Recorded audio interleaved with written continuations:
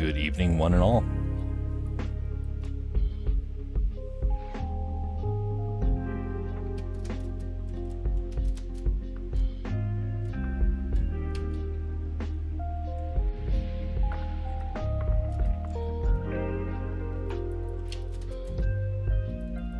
Come on.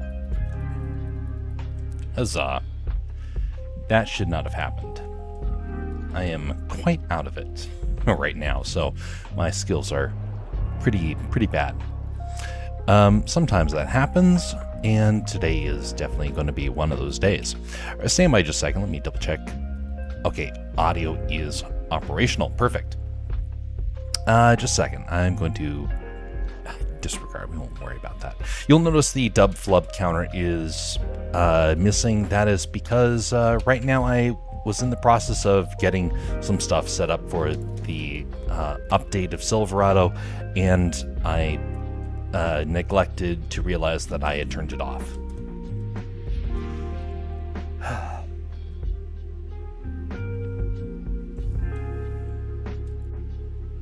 I'm going to be traveling for a little while. Should be back next week. Well, that's interesting. Huh. Didn't realize how far you could move doing that. Well, I hope you are having a pleasant Friday and that your Saturday will be a wonderful experience.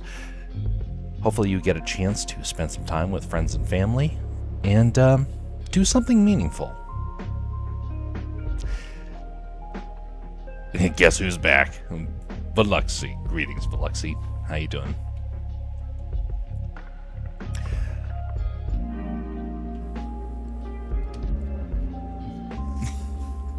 Back again.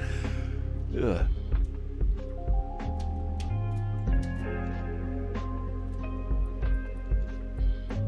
I'm not good with this weapon here. There we go. When all else fails, going for close range.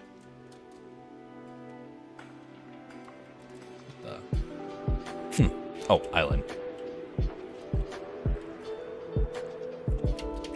Alexi's back. Tell your friends. Indeed, indeed. How things going with you?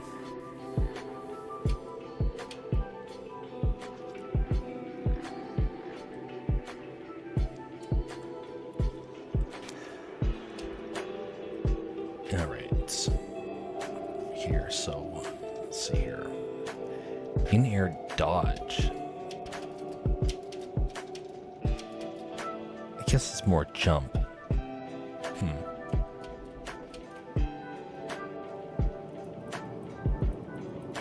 This is a bot.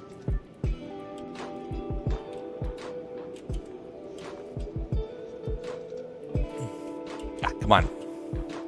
You know what?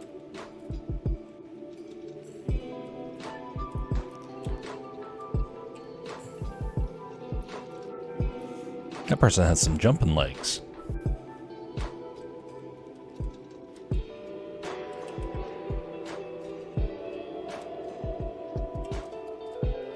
I don't know how long we'll go on for tonight. It's not going to be a long stream or anything like that, but it won't be like a short. Things are going decent over here. I'm about ready to travel, so I'll be gone for a while.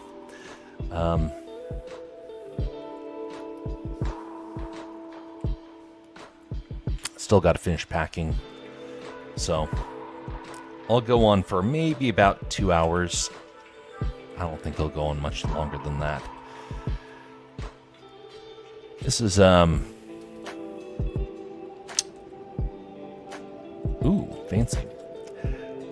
Let's see here.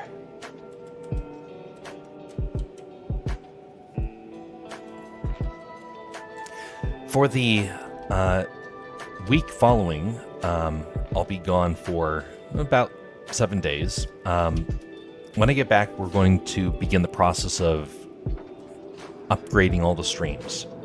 I have everything stress tested. There's one last thing that I got to figure out, and I hope to be able to figure it out while probably about within the first day of me getting back. So expect to see the updates beginning next week. Oh, golly, I did not mean for that. Okay, that was close.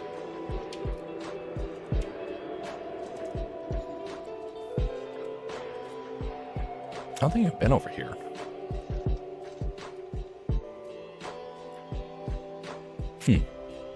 I used to land at the edges of the map a whole lot. Oh, golly.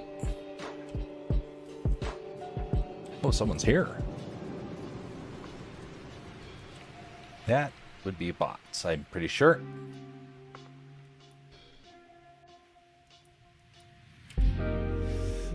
Well, that's actually quite a bit of stuff for a bot.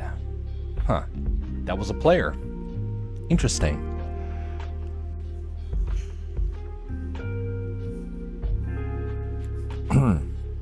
Yeah, people have the ability to join. It's going to be a bit more laid back than normal.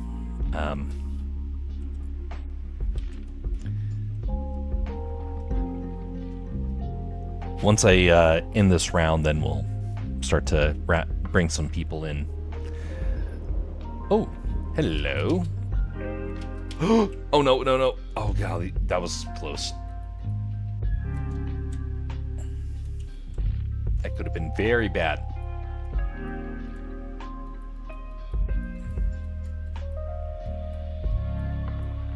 I've forgotten if you use that thing, you can actually get yourself damaged, but fortunately, that didn't happen.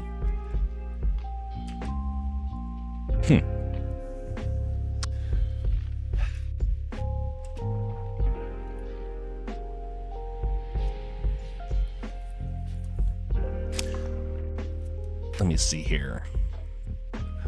Oh. Ho ho. I just saw what Bastion mentioned about that hammers are going to be returning. The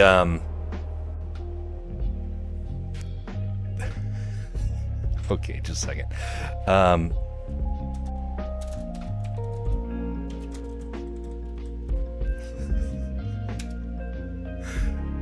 Oh golly, this is going to be great.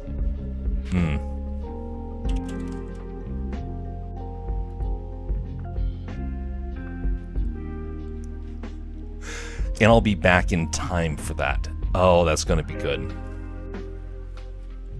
That's going to be good. All right. So I'm very, very careful about mods. It's nothing that happened recently. This actually happened 3 years ago. I had somebody that I made a mod, and horrible, horrible things happened. Very bad. Like, and as a result, I became incredibly careful about the people who I create mods. Mostly because I don't want people to end up in that sort of position of getting in trouble, whatnot. But yeah, it was a horrible experience. So right now we have, I think, 2 mods. What the? That was weird. Those bots were busy talking or something.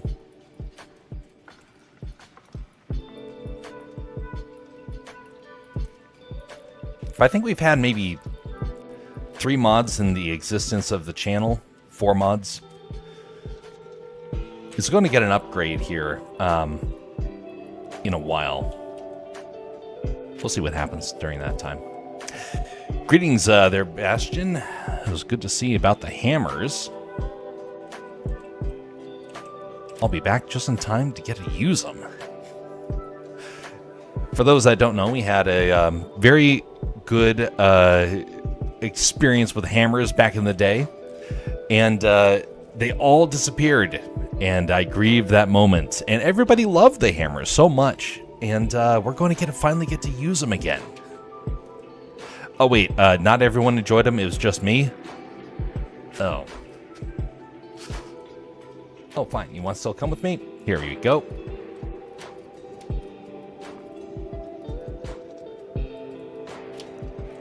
I like these gloves. They're not very good, though.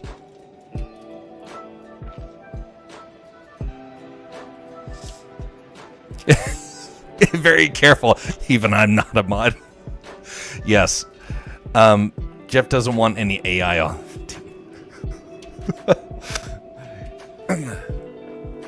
Now, Bastion's been around a long time, and technically he's earned it after all this time, but I probably need to do that.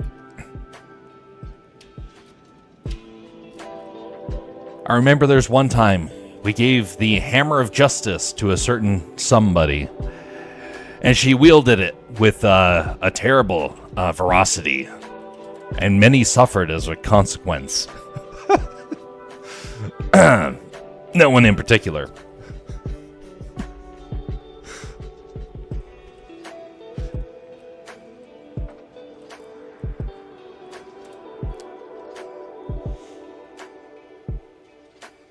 Where'd the guy go?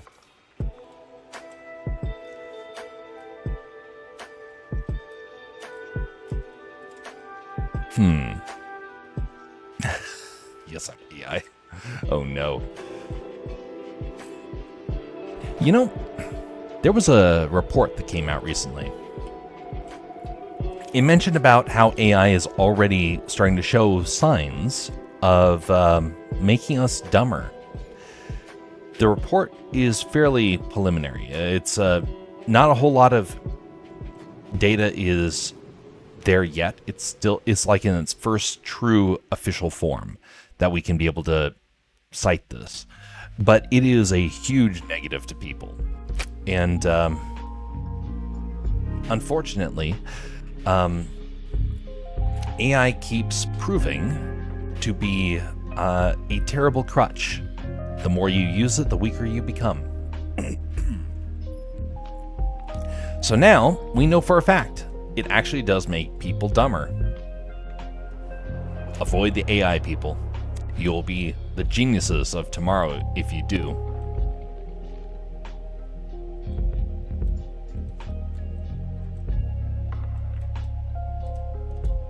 Ooh, what's that one?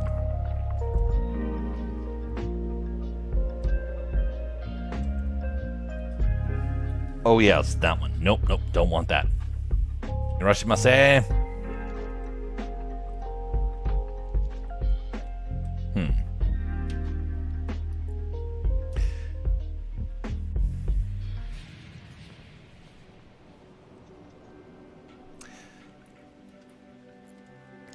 So, one of the things that you will...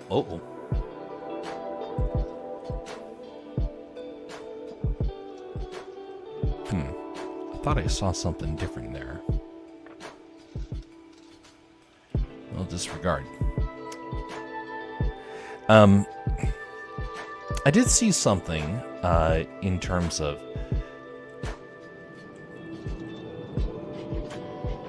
someone nearby? I thought for certain I heard somebody right next to me.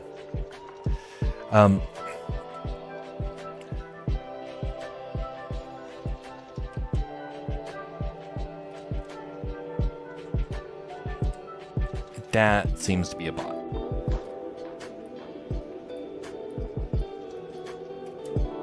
I ate my space bar. Oof, poor fella. That does not seem to be a bot. Shoot. 5th place. Yeah, 8 out of 1,000 on the quiz. Oof. So,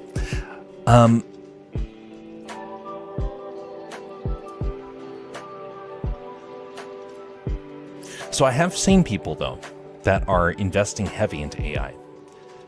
And the more that they invest into it, I'm noticing a slight change to how they behave. Some people more than others. But one of the things that they found is that people who use AI a whole lot start to think in terms of prompts.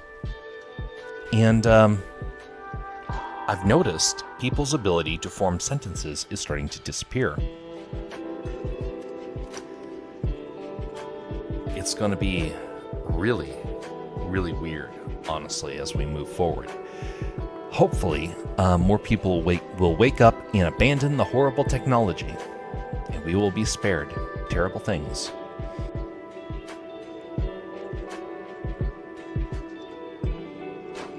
If not, well, we will learn the hard way. Kind of like social media. Social media was a terrible negative for our culture. But we ignored that and dove headlong into the world of social media. Yeah, you have the ability to join now, Velexi. During the time of social media, we have seen people fail in a spectacular way. Our social skills have disappeared. We are more disconnected than ever before, despite having the abilities to stay connected. The fact that I'm talking to you hundreds and thousands of miles away from you is a marvel.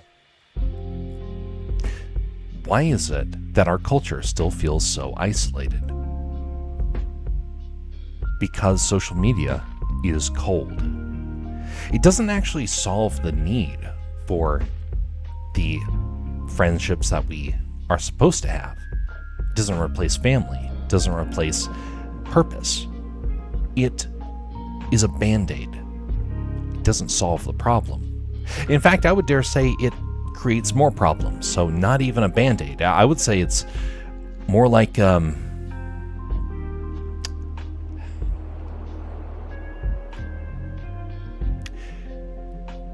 what is a better analogy for it?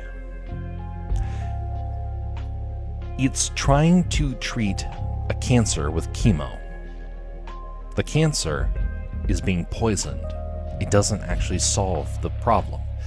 If anything, it creates a whole new problem. And it can be just as damaging, and in some cases, just as dangerous. So social media is not a solution.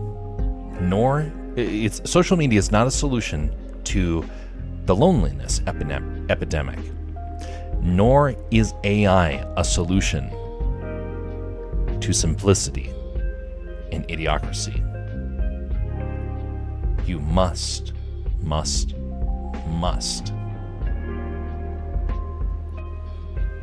do your best to resist the AI. You must resist the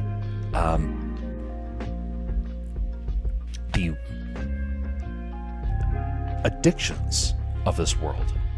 You have to resist the social media aspects of this world. We have to break free of all this stuff if we hope to heal as a society. Yeah, you can be able to jump in. You won't be able to chat, but you will be able to hear. I think you'll be able to hear. That's what it's supposed to be set up as. I think you have to get into the lobby and I can drag you in.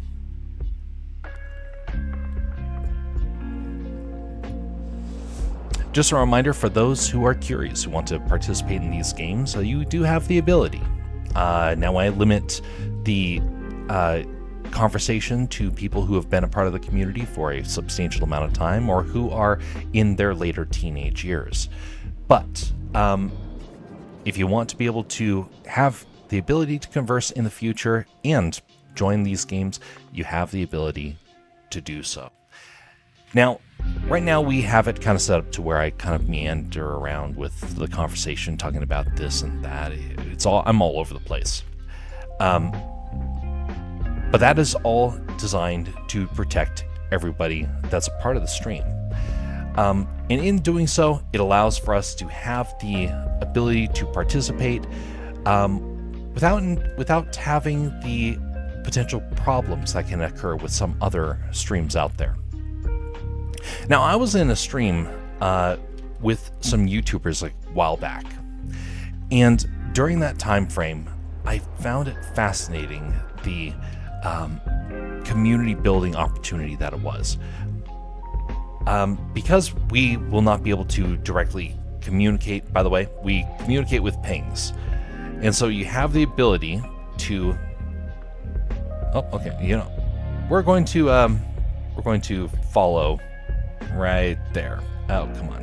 There we go. We're going to follow right along there. But during those streams I did with the YouTubers, I learned a lot about the streaming sort of culture. One of the rules that a lot of people have is the age restriction. Another thing they have is new player restrictions. Now, Lexi is a person who has been with us with the stream beforehand, so is in the clear. But during the time that I had with the YouTubers, we actually had somebody who showed up out of the blue. And during that time frame, I got to see why we have to be cautious. All right. Got to go and save the day. Wait a minute, what is this one? What is this ability? Greetings, TW. Wait a second. Just a second. About to go to sleep, I can't play. Rest well, and we'll see you next time, whenever that is.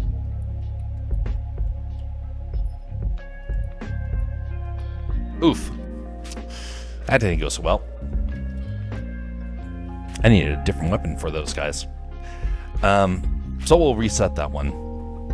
But anyway, all that to say, we had an interesting situation. This was about 4 years ago now, 3-4 years ago. Somebody jumped into the stream and then gave a threat. It baffled all of us, and so that got deleted and didn't have to worry about that again. But it was something where I learned very quickly how to kind of watch out for that sort of stuff. Dub and flub. Yeah, the dub and flub counter is currently turned off. I was having some problems with it. It's in the process of getting updated. But anyway, all that to say, that's part of the history of why all that stuff kind of came into place. And there's more to it. But for now, that is enough to kind of go into the basics about why that decision has been made. How bad was it? Let's just say that it got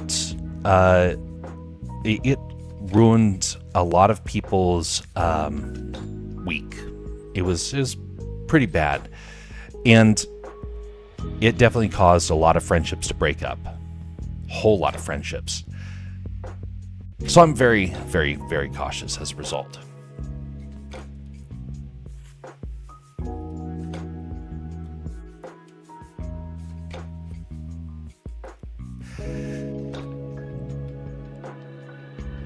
Well, shortly after I started doing my streams, I became familiar with quite a few folks who joined the streams, and we had a very good culture early on. And we never had to deal with a lot of the problems that I saw with the other YouTubers. That was until the first few months had passed, and then suddenly we started experiencing the first round of problems. And ever since then, we have slowly been experiencing these here and there. And so, one of the moments, though, that stood out to me with some of the experiences we had with our own community is that there's always the opportunity to have good quality conversations with complete random strangers. I do believe that.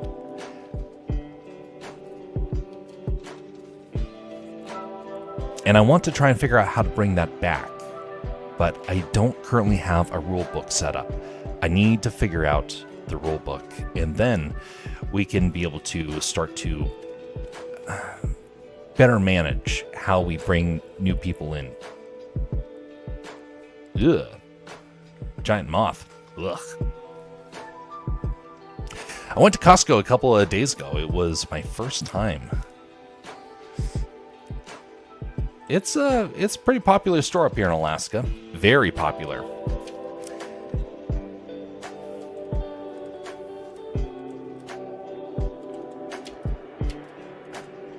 Ooh, nice extra jump there. Hear the guy down below. Oh, surprise. That was not skill. That was completely random. If it was skill, I would have been able to take out Master Chief there. Unfortunately, no, Velexi, not until based upon kind of the things I mentioned about earlier, we always got to be careful. But right now, there's a couple of rules that I'm still trying to figure out. When we come back on after my break, then we will have those rules established. Right now, it's basically people that have been around for a decent amount of time. Oh, there's no game audio. Oh, did that happen again? That's happened a couple of times. Okay. Let me see where that setting is. So that means I have to go back over here to... Uh-oh. Okay. First problem. Aha! I know what's going on. Okay, here we go.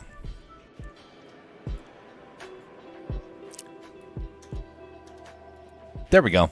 Much better. Well, you're very kind, TW. Very kind. If you see anything of value, it is not of my own doing. I can definitely say that.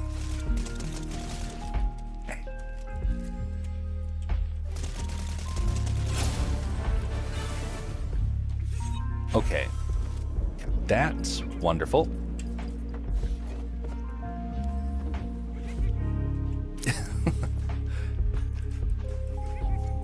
Dancing Robin in the background.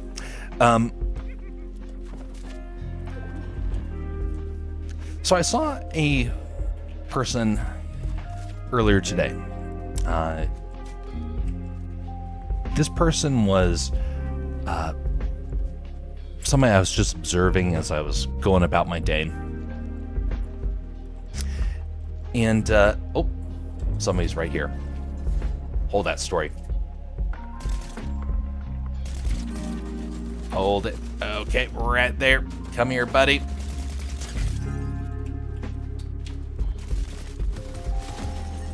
Huzzah, well done. There we go. Yes, well done. Okay, going to sleep. Good night. Sorry I wasn't here long. No worries. You never have to apologize for that.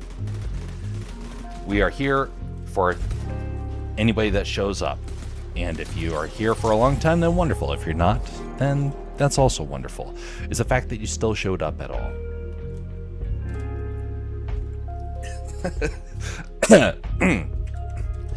So, the story that I was mentioned about. Luke, I am your father, yes. There was a parent that was going around, and they were having a bit of a hard time trying to manage their kid. Whoa, didn't mean to do that. And it raised a bit of a question. Ooh, wonderful.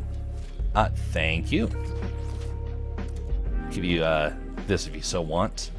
Double check that if you want to do an upgrade. Oh, wonderful. Well, this child was all excited running around, and the parent was not having it. The parent was very upset, was not happy with the kid running all over the place. And I remember seeing that and thinking, that's normal for a kid. That's not something to be discouraged. That's actually something to be embraced and valued. Kids need their exercise. And, kids need their exercise. And I dare say there are far too many people in our culture that are determined to want to try and get kids to kind of be quiet, to sit down and do nothing. Whoa! Hit from behind.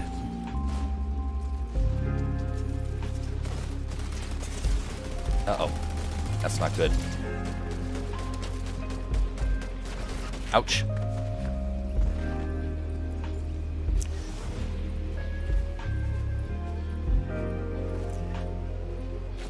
So while the kid was having some exercise, the parent was very upset. And what I find fascinating is that one day that parent is going to regret having not embraced the kid's exercise early on in life, because it is very helpful for a kid's health. If you are going to try and lock them down and say, well, you can't go out and stay active, or you can't just run around the place, you're going to make it so that the kid will become sedentary. And that will come back to impact them in a very negative way in the future. I thought that for certain our culture would understand that by now, but yet, lo and behold, I saw that is still the case. Greetings there, Bastion. How you doing?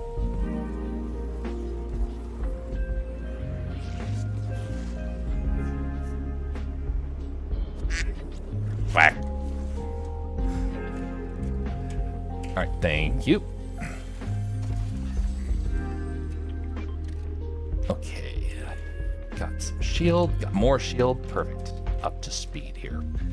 And just kind of find some good gear again. You need to find also where that the avatar abilities are. I saw that they're... I can't remember if they're out right now or if they're coming out. But gotta keep tabs on that. The avatar abilities is gonna be a part of the new game mode that they added, Blitz. Oh, so it's part of a game mode that's not out yet. No, it's out. It's just right now they're gonna do the first 3 weeks are gonna be different themes. Oh, okay. But they're not gonna start that for a little bit. Right now it's just golden weapons. Later it's gonna be Avatar, then the turtles, and then the bosses that we've had the last chapter. Oh, okay. Well, when that comes out, definitely got to do that, because I've been looking forward to that for a long time. But the new game mode is just Battle Royale with 32 people, and it's supposed to take 5 minutes each round, or each game. 5 minutes? Uh-oh.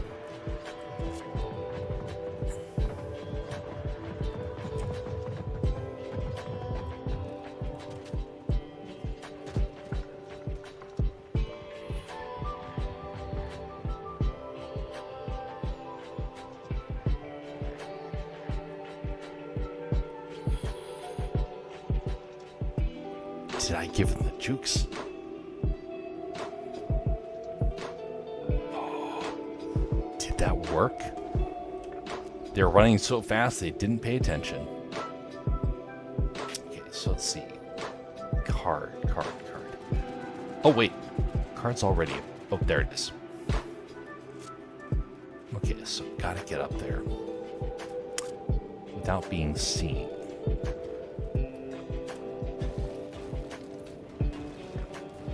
Go this way. Oh, come on. Just dig on through.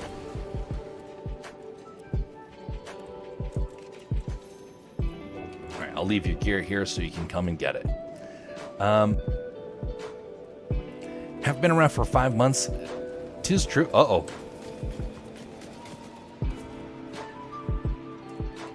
That is true.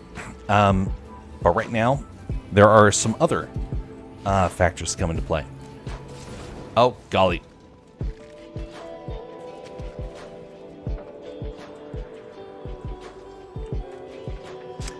And part of it is that when I say around for a while, we have people that have been here for 2 years. 2.5 years? How long has it been for some folks?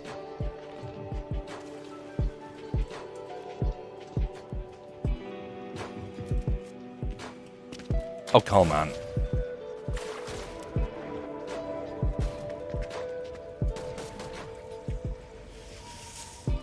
Okay, gonna use this to get away. Oh, golly.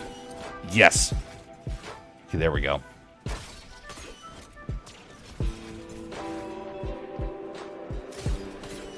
There's another guy right there. Now, this is turning out to quite the adventure here.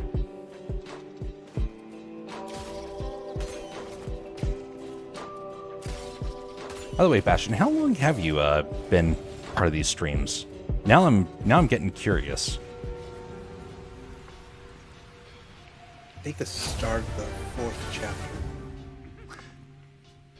Yeah, that would make sense. So that would have been. Would that be 2000? Yeah, 2 years. Yeah, 2 years, almost exactly, right? Something I like think that. so, yeah. Every chapter is now a year long. That's right. I know that the person who's been around the longest has been Jess. Oh.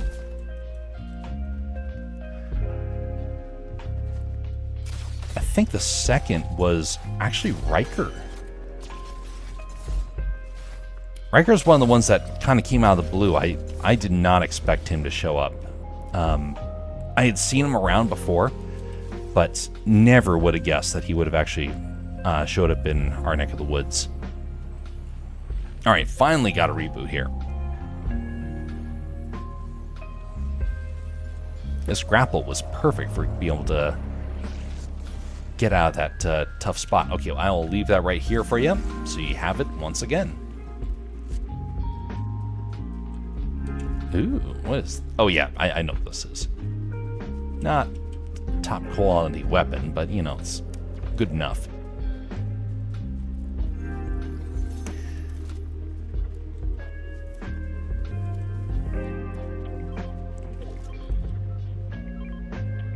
Ooh, shields. Wonderful. Thank you.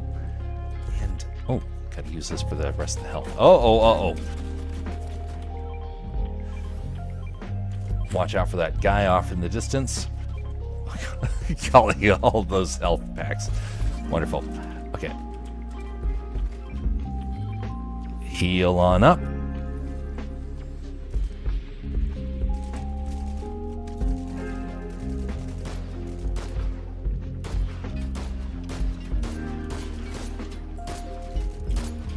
Wonder if I can destroy that vehicle there. Ooh, ouch. Wow, that hurt.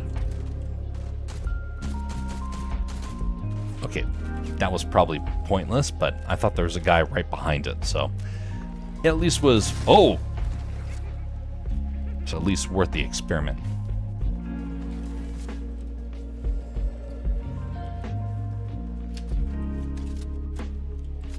Okay, wow, that thing's long-ranged.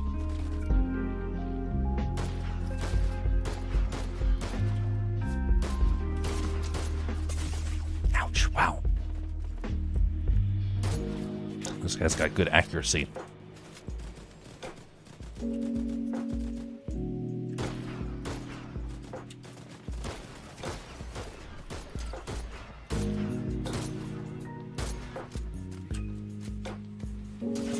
Oh, shot from behind.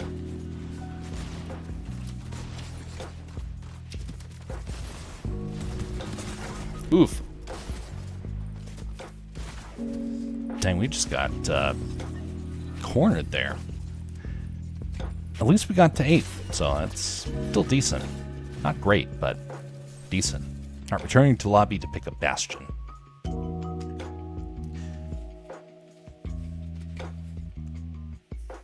There was a stream that I got to participate in shortly after the breakup with the YouTubers. And it was one of the last ones. I have done a couple here and there, but it was one of the last times I got to actually participate in a group stream, which it's kind of interesting that that was the last one. And around that time, it was there was an argument that took place. Now, I don't remember who was there. I don't even know if anybody from the streams who's been watching the streams for the last couple of months would even have been there, because it's kind of something where just the people from the other stream were involved. But we ended up in a bit of a heated argument. It was kind of weird because I tried to avoid those, but it was the other people that was on the stream that were starting to end up in that. During that time frame, I realized the importance of being able to step away from something and cool down. That being said, there's a lot to be said for taking a step back, letting things cool down and redressing them. It's you could say, a life skill that a lot of people in our current world could, well, probably learn from. Being merciful and forgiving is something that we all need to be able to do. And what I noticed with that sort of situation, we could have very easily solved all the differences.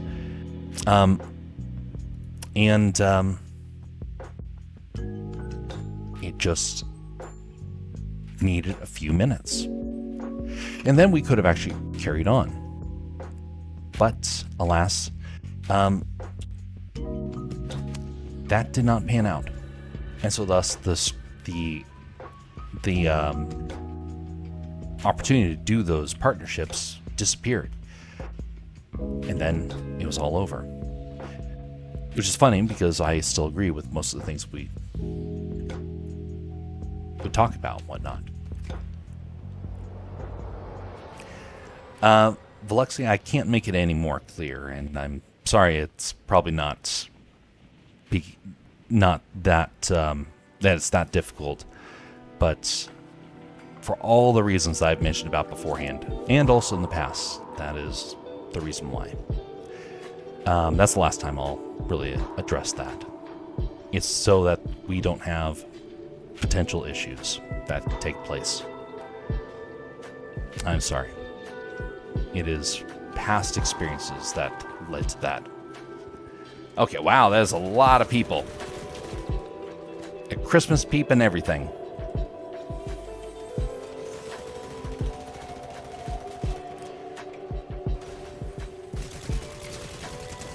And it seems to be a bot, thankfully. Alright, wonderful. Hero rank B. Wunderbar.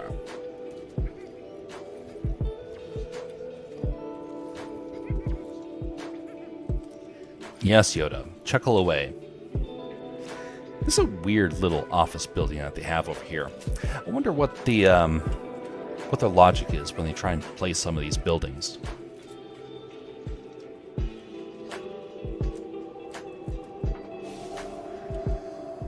Yeah, yes, I recognize that.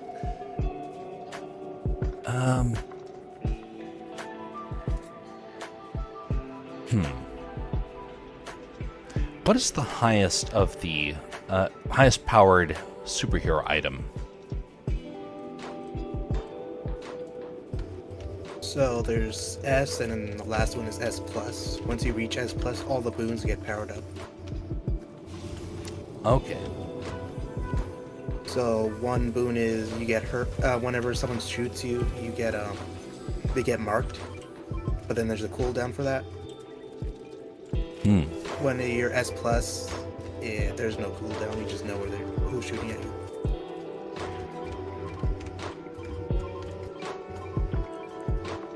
you. There's a slurp truck over there. Oh, wow, that's quite the ping there.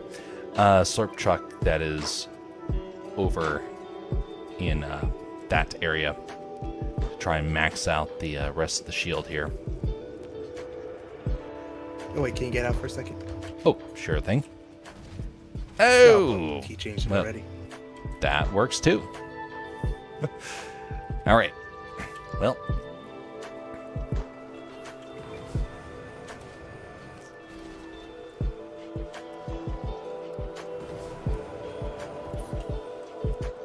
All right, so here we go.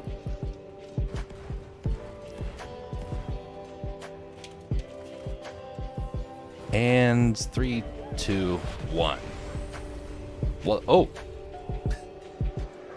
Super Dog. Oh, perfect. B. What is here? That is going to be decent. I'll take this, and I'll grab the Super Dog bone. Perfect.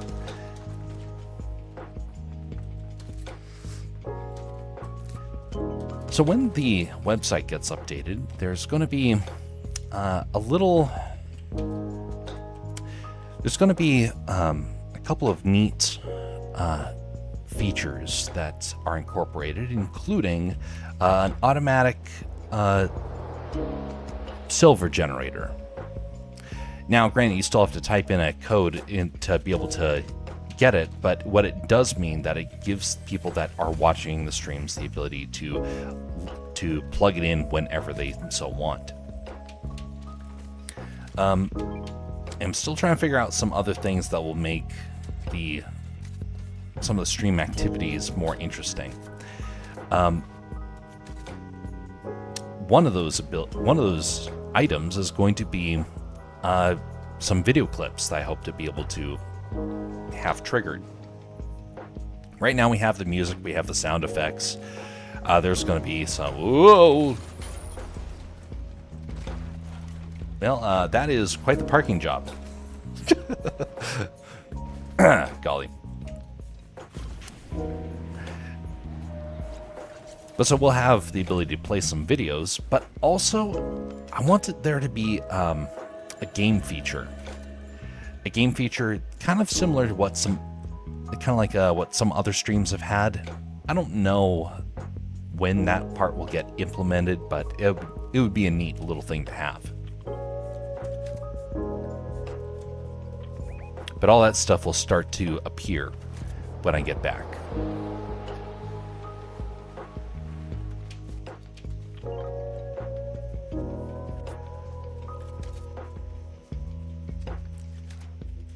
All right.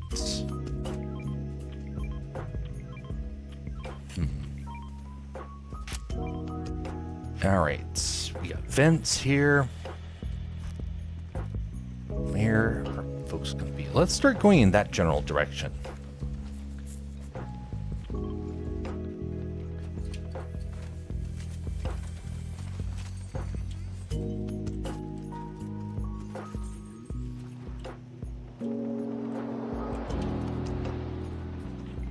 Uh-oh.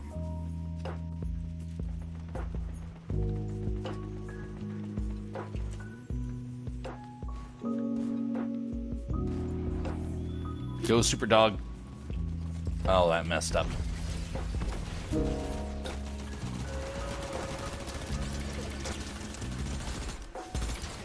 Oh, golly.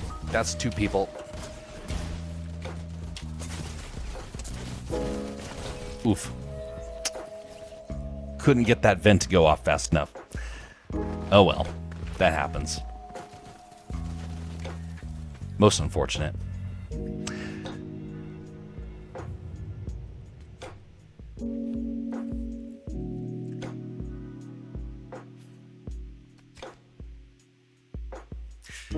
Temperature up here in Alaska has started to get quite a bit warmer.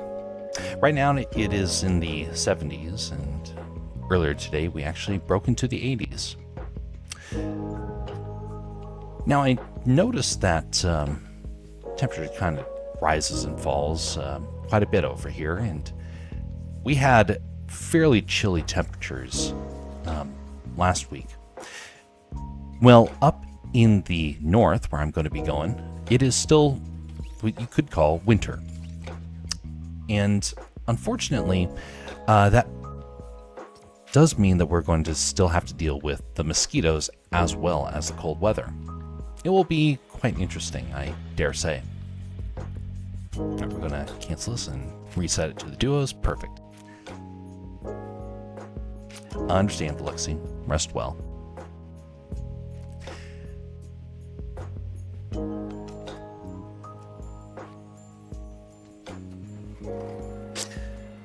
So we'll have to deal with mosquitoes, we'll have to deal with cold Arctic winds, and potentially polar bears.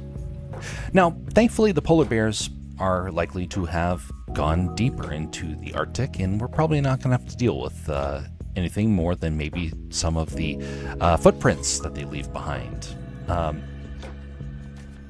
But it is still a very real possibility that you will encounter them. Now, I dare say that if you see a polar bear, you want to try and take cover as quickly as possible, because they run like the wind. They are super fast. And if you see them on the horizon, they could reach you within moments. So even if you are near a car, you want to go immediately to the car. Or you want to get out your firearm, just in case. Greetings, Wally. How are you doing? That is Wally over on the Rumble channel. We are spread out across Twitch, Rumble, and YouTube. We used to be solely a Twitch stream, and within the last couple of months, we've gone to this multi-streaming. And gotta say, it's been quite the experience. There's some positives about it, and there's been a couple of negatives. But for the most part, it's been pretty good. But it does mean that I have to have multiple chats up at the same time, which is something it's a little hard to try and manage at times. Bigfoot problems. Well, thankfully, no Bigfoot problems up here, at least not recently. Now, there are quite a few Bigfoot sightings throughout the state. And I personally have seen some things that make me believe that there are indeed large ape-like creatures. And Alaska is no stranger to them. Doing great, and you? Well, things have been going fine and dandy. I'm getting ready for travels, and so this is our last stream for about a week. And then we'll be back with a bunch of updates and whatnot. We got a lot of different projects that are in the works. And hopefully, some of those will be ready to be released by sometime next month. Uh-oh.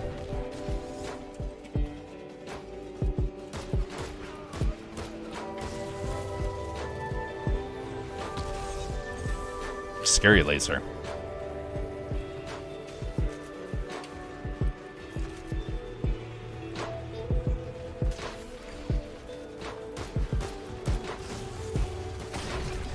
Huzzah!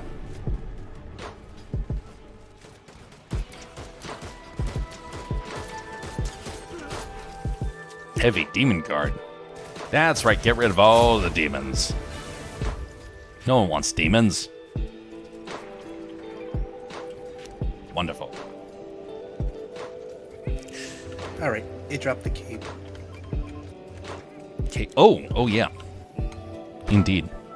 Cool beans, I lied. Western Washington.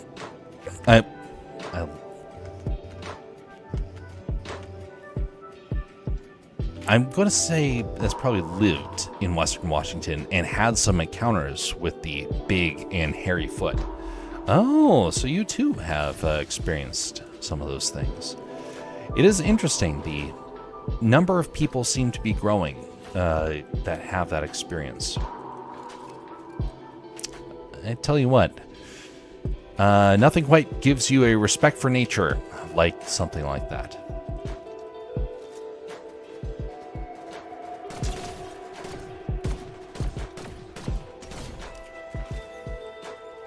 Give me more.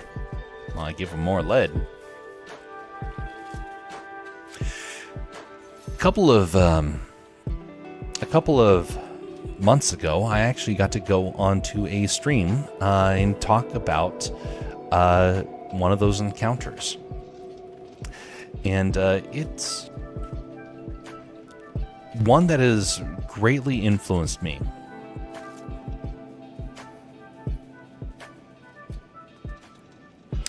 It's also at that So moment if that I you realized equip it the wasn't a cape- monster. Hmm? If you equip the cape and then use it, you'll turn into a bird and fly. Oh! Oh, look at that! Shadow Bird. Oh, I like that. And then if you get the gloves, it'll turn into a mythic with the gloves. Oh. I gotta find the gloves. Live near Mount Rainier. Oh. Very nice. Yeah, the experience I had was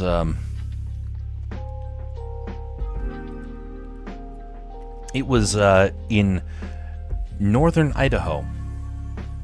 That was the most dramatic. Well, no, not the most dramatic. Probably the second most dramatic. The most dramatic was actually in Alabama. But tell you what, I've never seen the woods in the same way since. I'm very at home in the woods. But after that, I came to realize, you know what? There's some things you don't want to risk. Some things you just don't want to risk.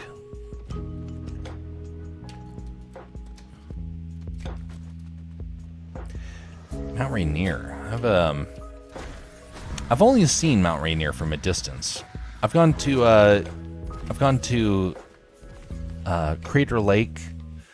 Gone to the surrounding forests of Mount St. Helens, but I've not been to Rainier.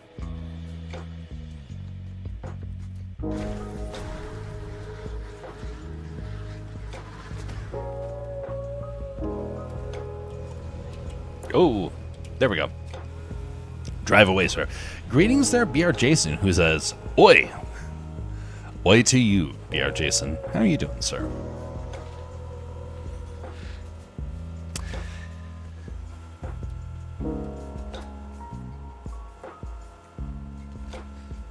Now, to Wally, at what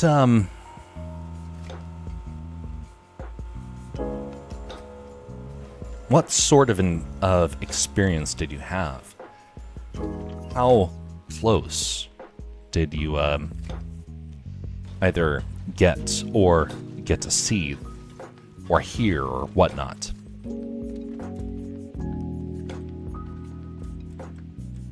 Or was it at a fair distance where you just saw like the signs of it? I got to actually be bluff charged. I tell you what,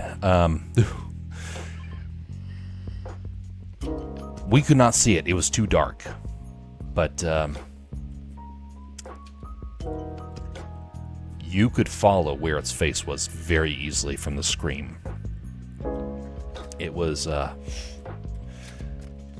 quite something.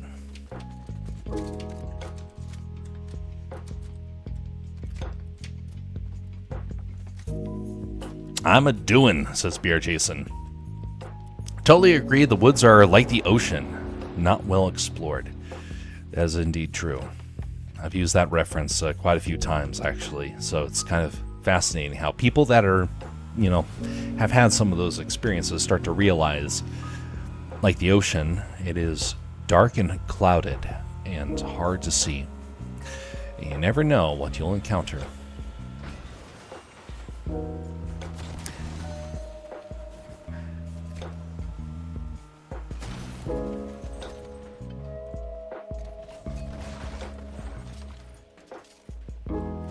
What are we talking about? The Terror Bears?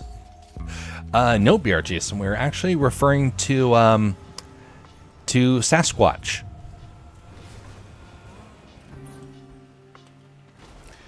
A Terror Bear might be a little bit more, friendly by comparison.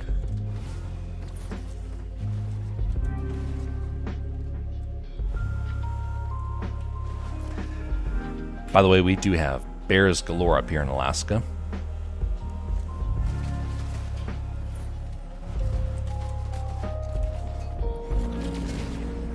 Oh, that does a lot of damage to vehicles.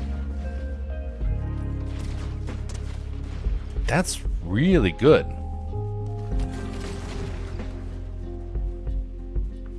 I like that. You were face to face. Did you survive? Oh, you weren't. I thought you were there for the stream. Okay. It looks like I might have to tell the story again. It has been a while.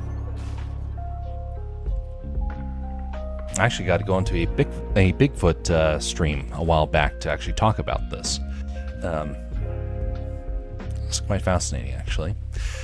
I was a long distance runner, says Wally, and loved running in the woods until I ran in. Uh-oh. Where is he? Oh, he's up there.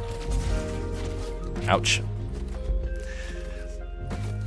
Loved running in the woods until I ran with a friend and shadows followed us. And fear was beyond terrifying, and we ran into a Bigfoot's domain. I have heard that. I've heard about something similar to that. The woods are not a playground. A lot of people like to think that.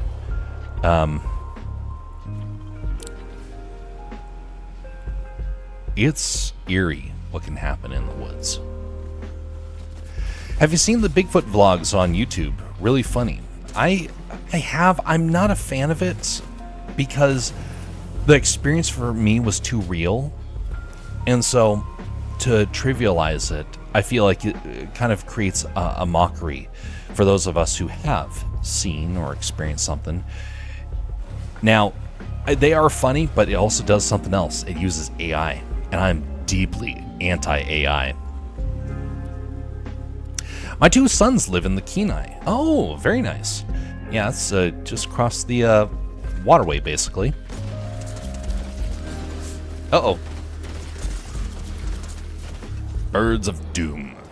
Oh, you mean the original stream? I might have been there, but I have memory trouble, which makes more stories more interesting because I hear them repeatedly. And strangely, we have bears in the next town over. So, let me change the music for the stream as we go into this storytelling. Now, I do want to mention, I am not necessarily going to be trying to sensationalize this. I'm going to try and tell it as clearly as I can from what the experience was. But I am going to convey what the feelings were, because I think that is incredibly important to understand. So, where is that button? All right, let's go with this. Okay, here we go. Story time.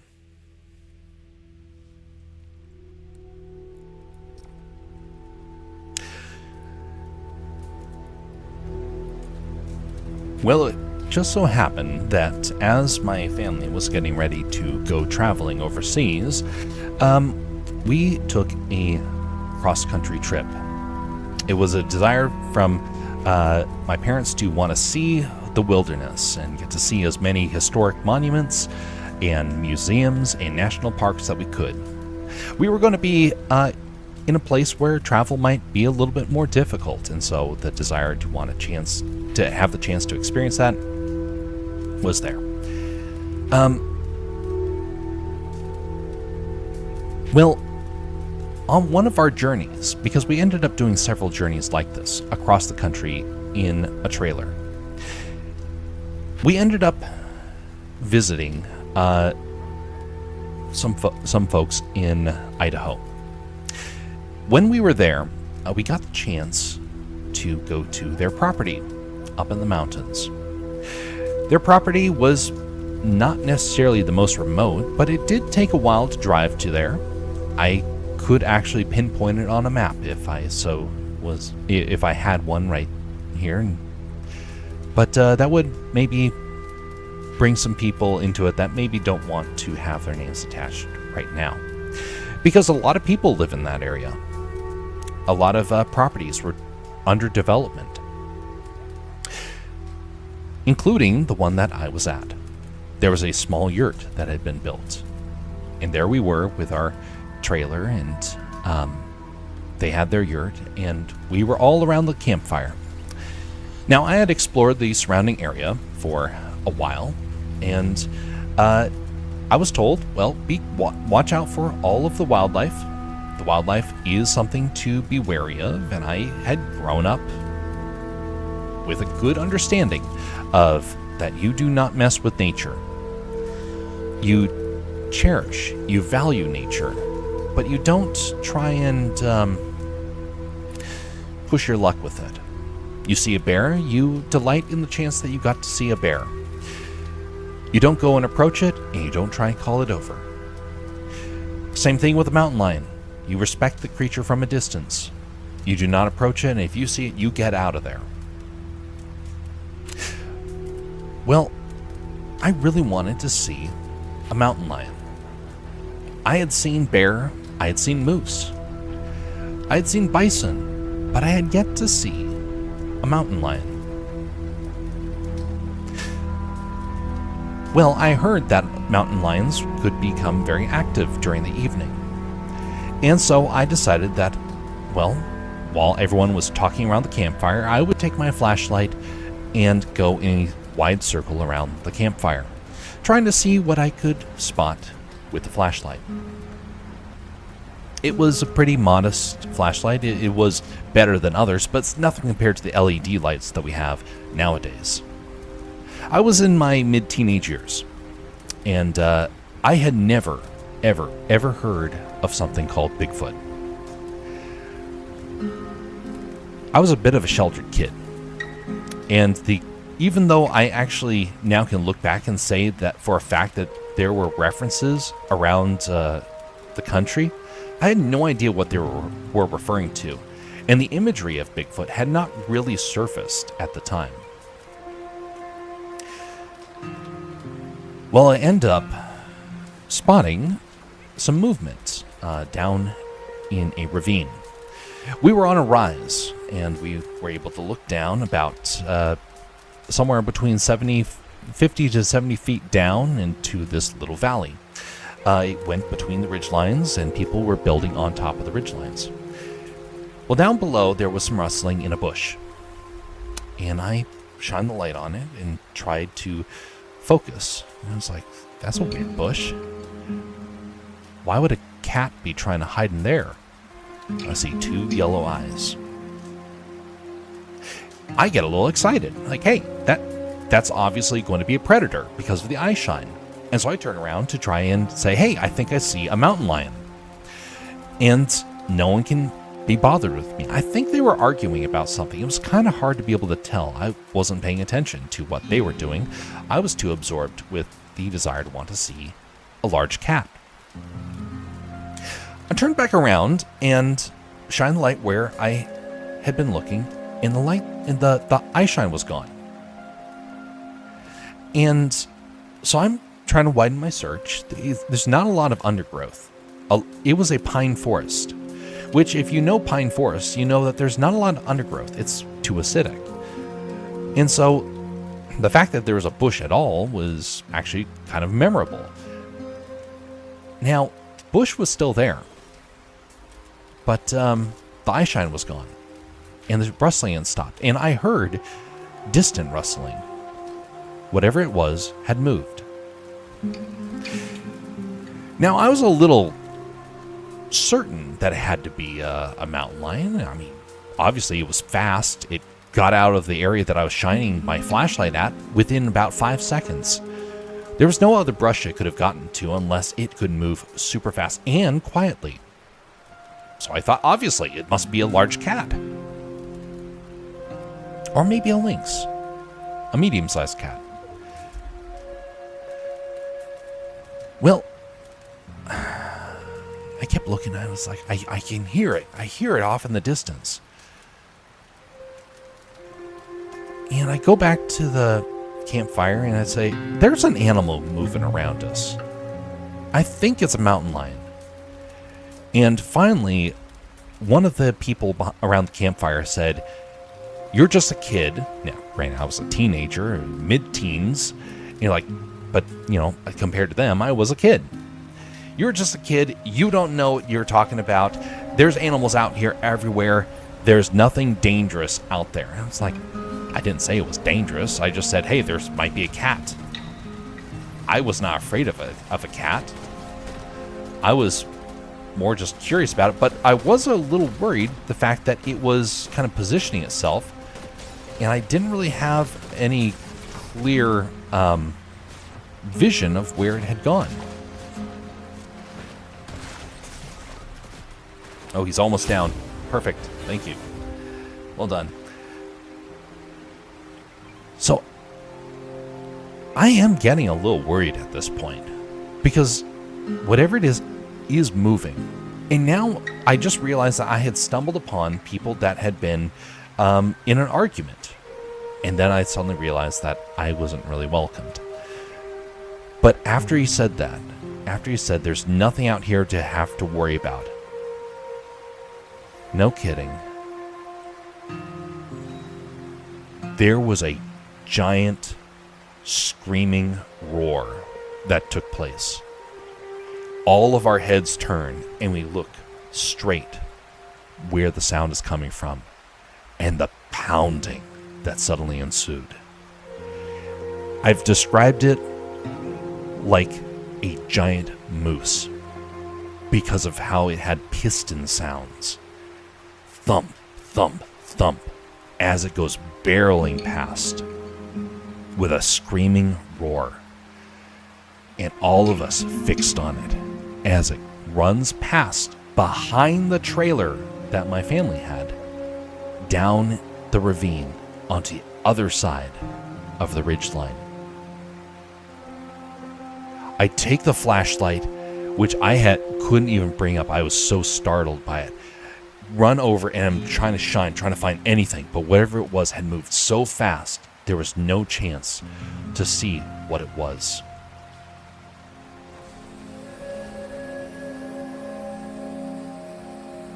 I said I had never heard of a Sasquatch before.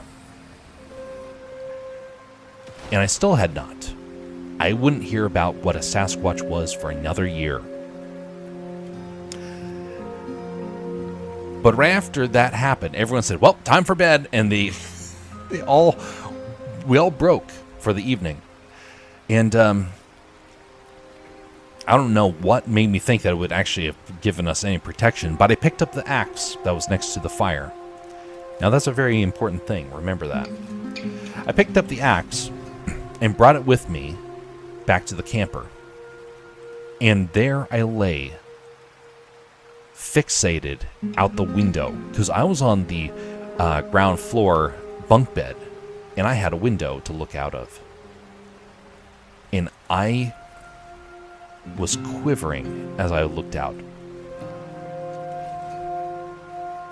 I kept there is something off about this thing. Freaked the daylights out of me. And the more I thought about it, the more I thought, that was not a bear. Because I thought for certain it was a bear that was chasing a mountain lion or something like that. That would explain the scream that we heard, because mountain lions give a scream. And would explain the roar that we heard, which was the bear. But I couldn't figure out the pistons. That was like a moose. And so I couldn't make heads or tails of it. Woke up the next day, and nobody is talking about it. And I asked about it, and nobody is even acknowledging it. I thought, that's weird. Did I dream it? But it's too vivid. And someone said, hey, where's the axe? Because they were trying to get a campfire running again. And they needed to cut some wood. Where was the axe? It's back at the trailer. Because I thought that somehow it was a smart idea to try and wield that thing against a Sasquatch.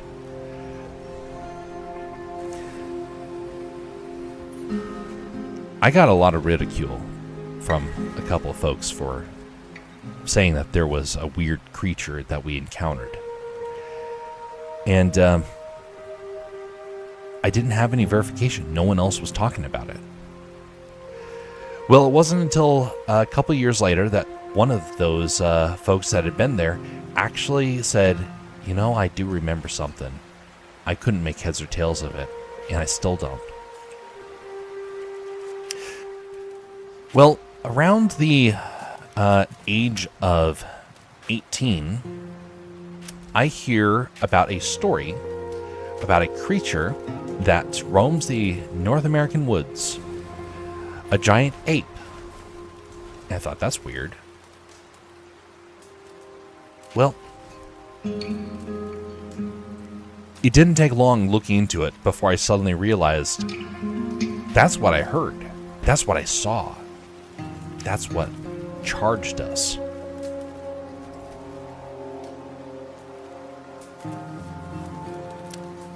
So I asked this question. If you experience something that is different than what somebody else had, and no one else will verify what you've experienced, does it make you crazy? It can. If somebody says, oh, you're just making stuff up, yes, we know you're a quack, Bastien. We know that you think I'm a quack. But it can actually make you very upset and crazy. I've known people who have had experiences that are hard to describe, and they are treated as if they're crazy. But here's the thing. There's logic and reason behind the things that we experience. And sometimes it's the people that are trying to argue away our experiences that are trying to make us become crazy because they think that somehow it will make the mystery disappear. Now, I'm way too logical for that. I did not allow that to bother me, but maybe it was because I didn't even know what it was. I just went for a long time saying it was some sort of monstrous bear. I never heard that there was a creature called a Sasquatch. That's not what makes me crazy. Indeed, BR Jason.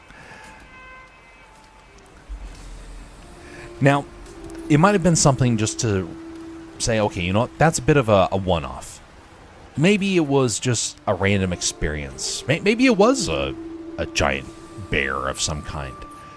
Maybe it was a mountain lion that was getting chased by a bear, and while also them chasing a moose simultaneously.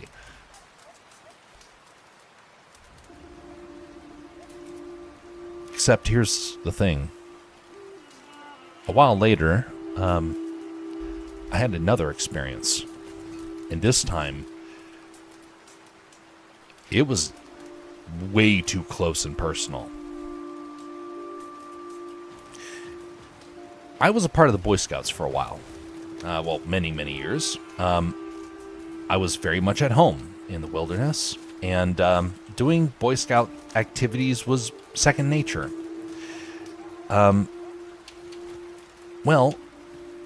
During one of these events, we were in Alabama. We were getting a chance to finish up a lot of our merit badges. And I was in the Eagle Scouts, and one of the things that took place continues to make me very, very nervous about the woods for kids. Now, I had not reached my full height, but I was getting very close to my full height. And I was out on a hike with the leadership and a couple of the other scouts. We were trying to finish up the merit badges, and I was trailing behind. I was having a hard time keeping up. I do not do hikes very well. And so during that journey, I was falling behind. I kept hearing sounds in the woods. And I didn't know what to make of it. I couldn't really care less. I was like, there's a sound in the woods. Then during the evening, we end up going to a small meadow that's right alongside of a lake, and I have looked at GPS data to pinpoint where the lake is, and it's still there, almost exactly as I remember it. There's a small dam next to it. It was a man-made reservoir in the middle of the wilderness. Okay, not really wilderness. It's Alabama, so their version of wilderness isn't even close to what other people experience. And so we're out laying on the grass, looking up at the stars, trying to locate the different constellations. We see a couple of satellites, and I'm like, well, so what? We're looking at the stars. I've done this before. I've seen really clear skies. No big deal. I was kind of getting a little tired of the whole ordeal. And it was because I was tired from all of the hiking earlier that day. As I was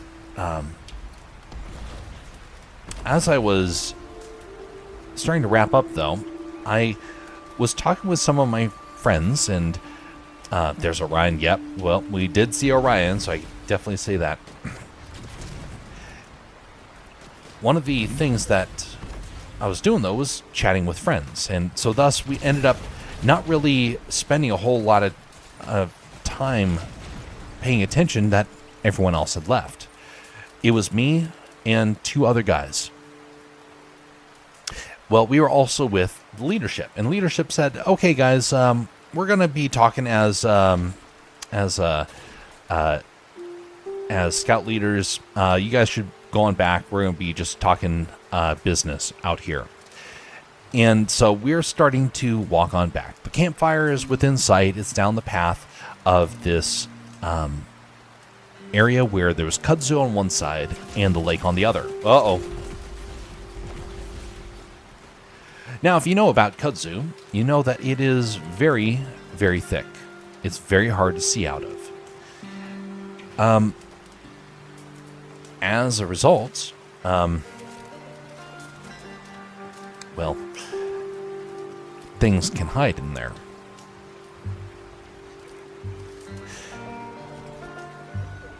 Now, you have to remember, I still had no fear of the woods.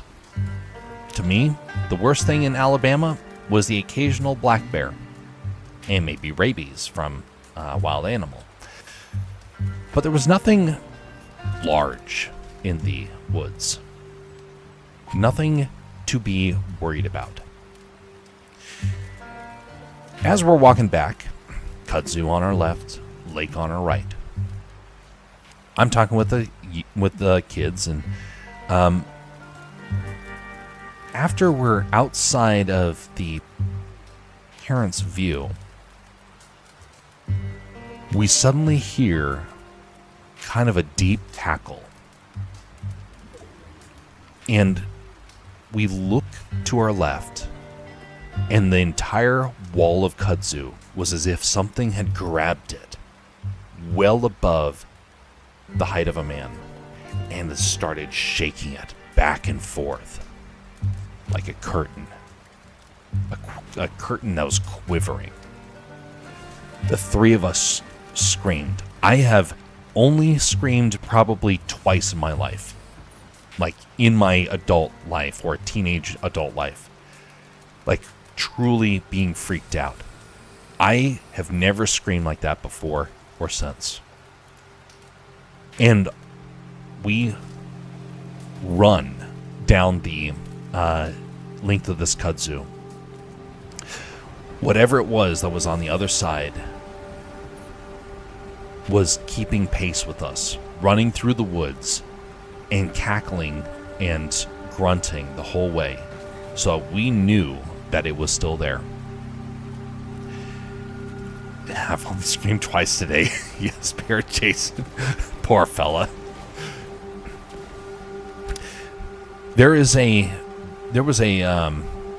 a barrier for cars that was right at the end of the path. And we leapt over it. We were in such a panic. Everyone else would have just walked around it. And we just dove head over this thing, tumbled into the light of the campfire, and looked back. And the scouts that were already around the fire looked at us and were like, "What's wrong with you guys?" And we're like, "Something chased us." And they said, "Oh yeah, that's the fox that's out here." A fox? A fox. They said a fox grabbed kudzu that was above the height of a man and shook it.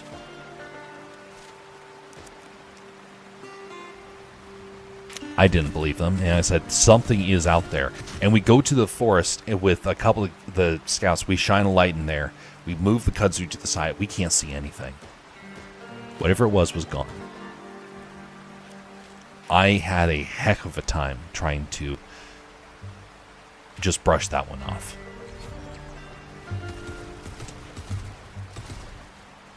When we went to bed, we were going to our tents. And it was very hard to focus. Well, I ended up falling asleep. And woke up the next morning. And there was a scout master that came to our tent and said, "Hey, boys, don't come out just yet." I was really curious, so I poked my head out, and I see all the scouts looking over a cooler that was opened. And they were talking amongst themselves. And then they finally said, "Okay, everyone, come out. We had a black bear that came through the camp last night." A black bear came through the camp last night? Yeah, it tore into one of our coolers. Snapped the lock clean off. Okay.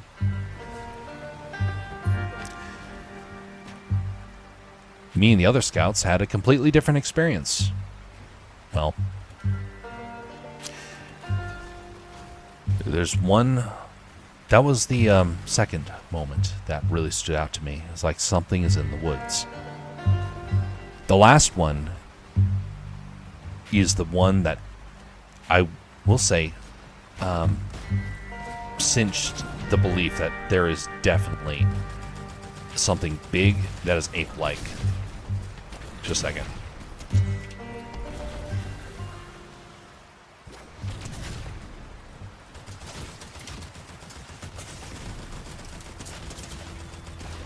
Oh, golly.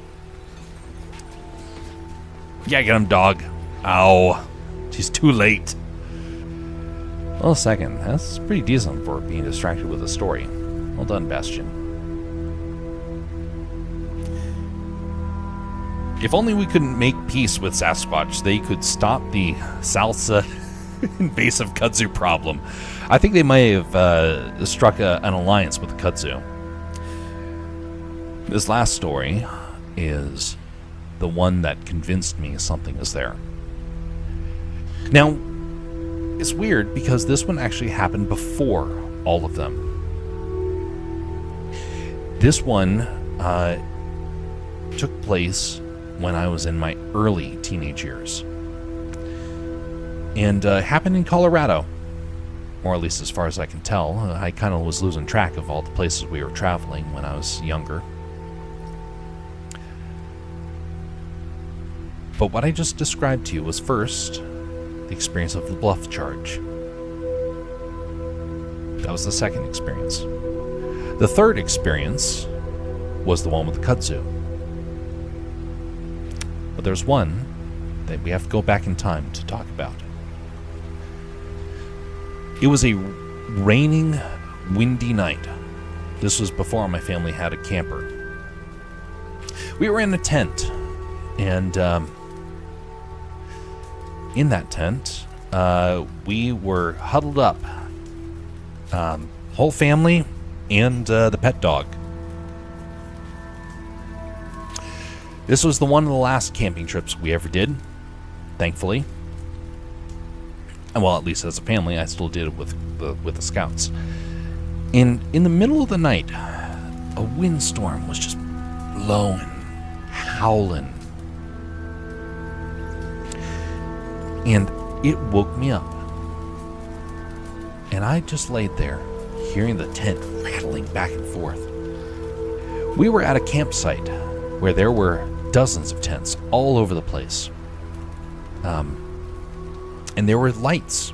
There were floodlights in the area so people could see, because it was kind of like a hotel, you could say. People show up there, they get in their tents, and they can go on their adventures in the surrounding area.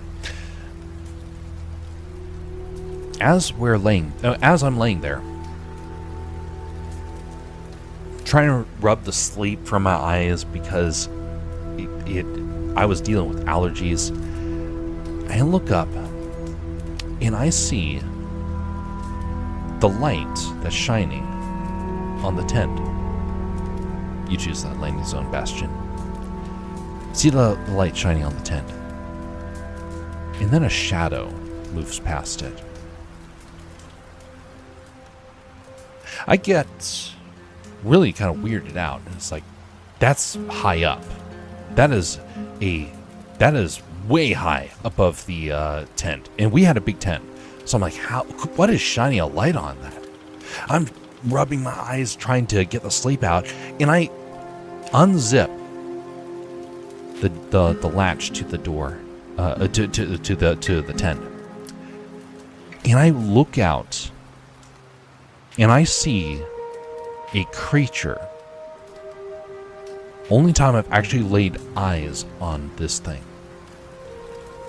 I see a creature that is standing way taller than any man I've ever seen. I thought it was a robot. In my ignorance, I didn't know what in the woods is going to be standing on its hind legs, walking. I thought every animal walked on all fours. I even thought gorillas walked on all fours. I didn't realize that they could stand on their hind legs. And so I'm like, what is tarnation is that? I'm trying to rub the salt from my eyes, and I'm looking at the wind, and I just see it for a split second. Tent, right there, in the height of the beast. I thought I was dreaming. And because of that, I'd never paid much heed to that one. I didn't pay heed to it until after the other two experiences. And then I looked back on that previous one and thought, there's a connection. Missing 411, missing kids. Bigfoot, you were fortunate that the Bigfoot or the Dogman, they laugh like that too, did not get one of you scouts. I've heard a variety of different stories about the things that are in the woods. I do not believe there are monsters in our woods. I believe there are animals. But I believe there are dangerous animals.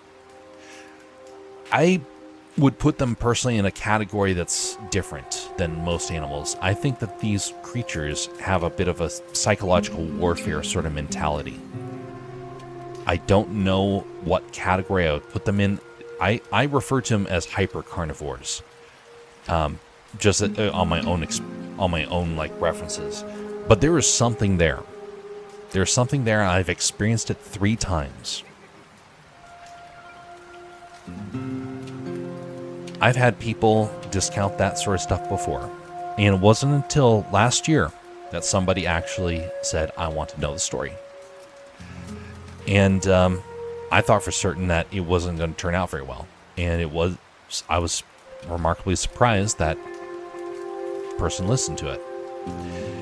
I agree, they're paranormal as well. Yeah, there's some weird stuff out there. Indeed. I guess it would be rude to ask if what made you think there is something big and ape-like with his beard out. Oh, golly. You know, I'm actually a head taller than Beardo.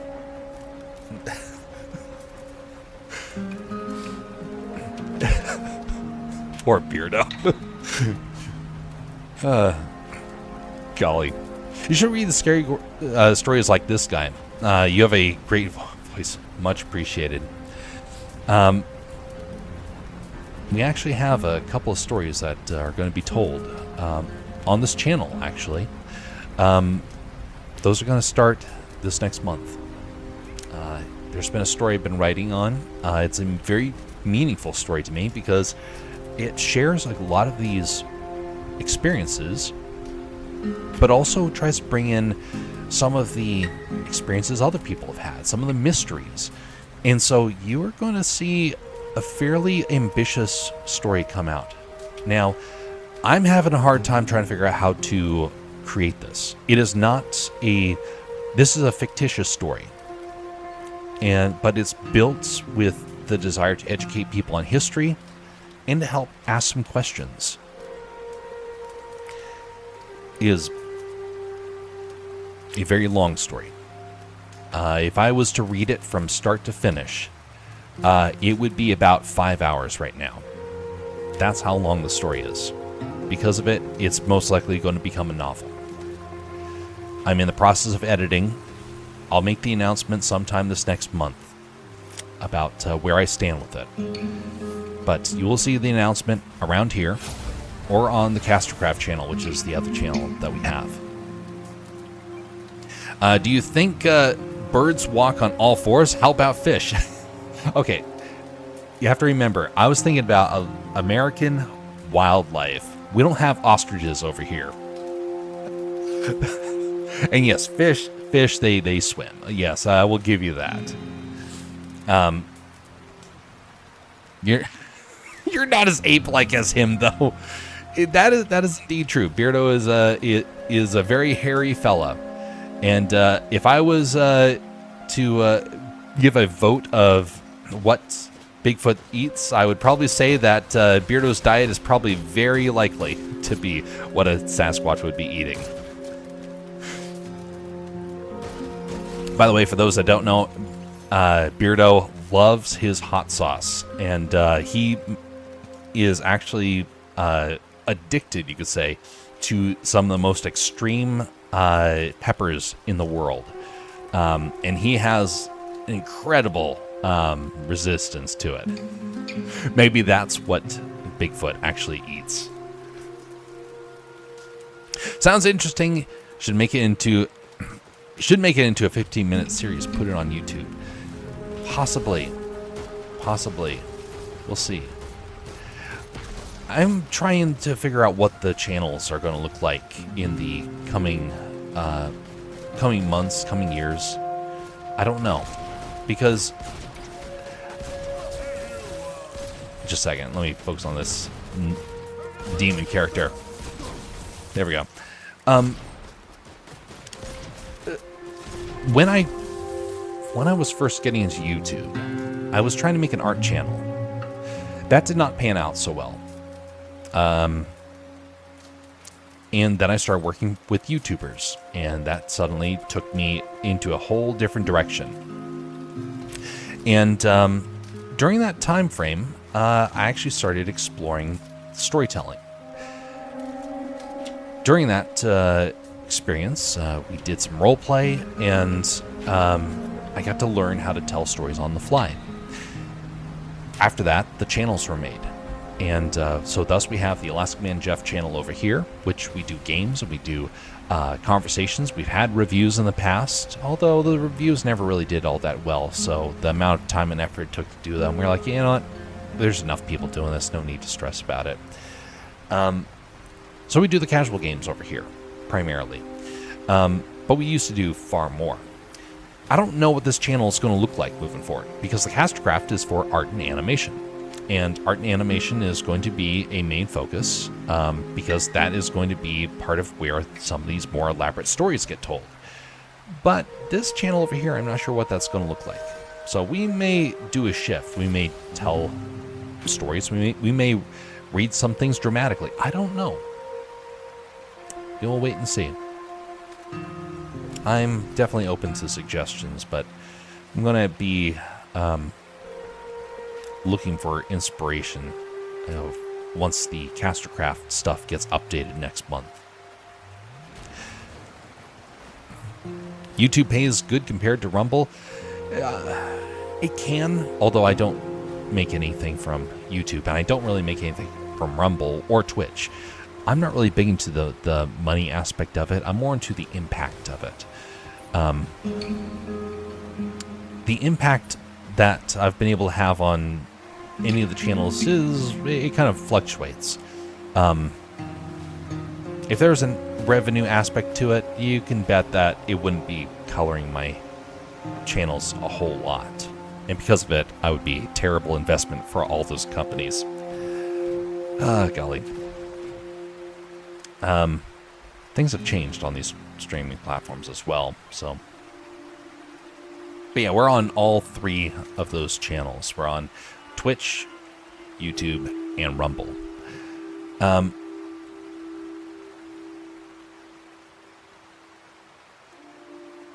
We have turkeys and pigeons.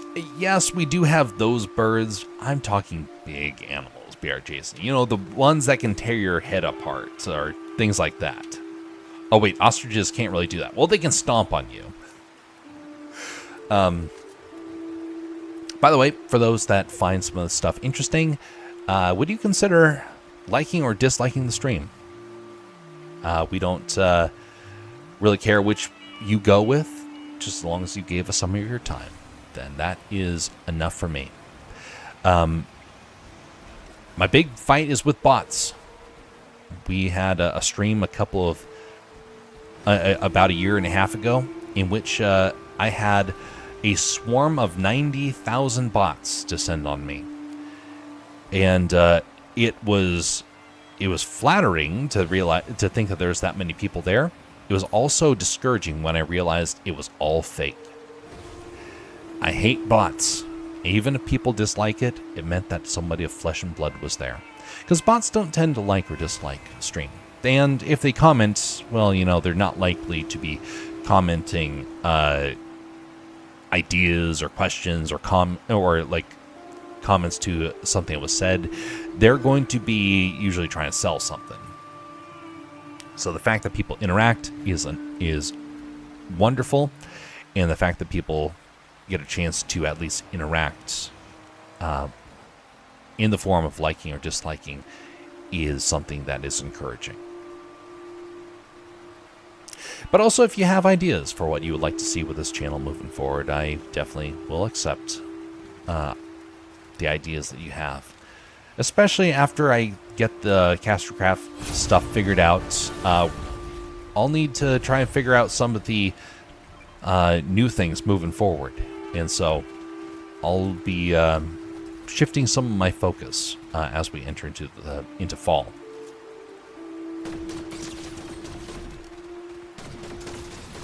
Ooh, oof.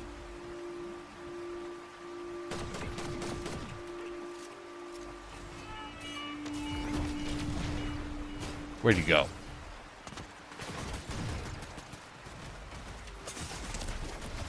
Oof, that's not good. Oh well.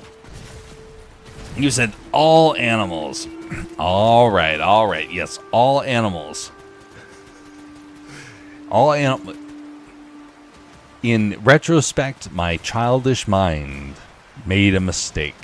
I had not considered said pigeons and turkeys and whatnot.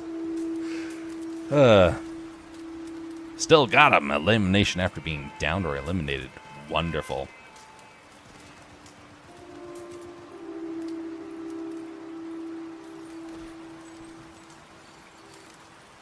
Well, they got some fancy gear here.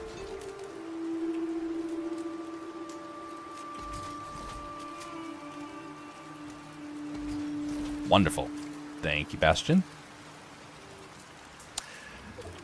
By the way, when I get back, we're also going to start putting more effort into trying to figure out how to upgrade the Discord. The Discord has kind of gone by the wayside a bit. I want to try and figure out a way how to kind of resurrect some of it and rekindle it with some activities and whatnot. We'll see if it works out. If not, yeah, it's perfectly fine. But expect that there will be a lot of different changes that will take place. Of course, the biggest one being the website. When the website goes live, you're going to see a lot of neat features that come into play. One of them is Stream Radio, which you are currently listening to. We have a lot of different features that are going to be added into it.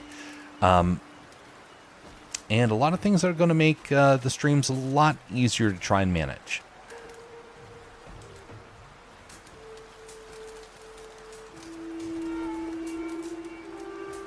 Okay. Following the Bastion.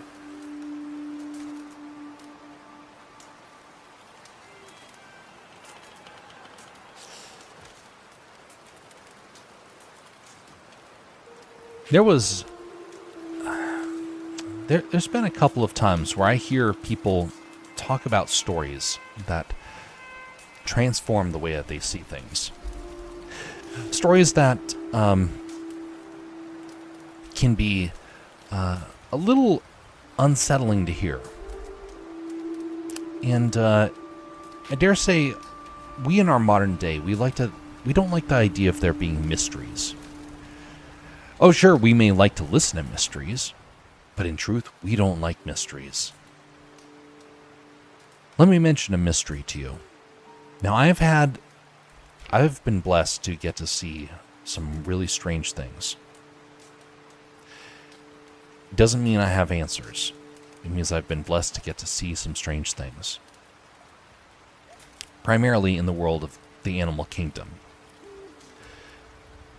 Since living up here in Alaska, two things have happened that kind of have been in the same sort of vein as the encounters I had in the South. Not quite the same, but enough to where I know that some things are different than what we think. Shortly after I moved up here, I grew up in a southern plantation house that was built in 1822. Oh, not good, not good. Birds away. Ugh. Should have started with the birds.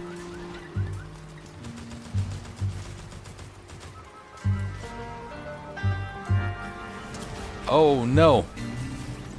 Oof. That's unfortunate. That was my bad. I should have switched the weapons.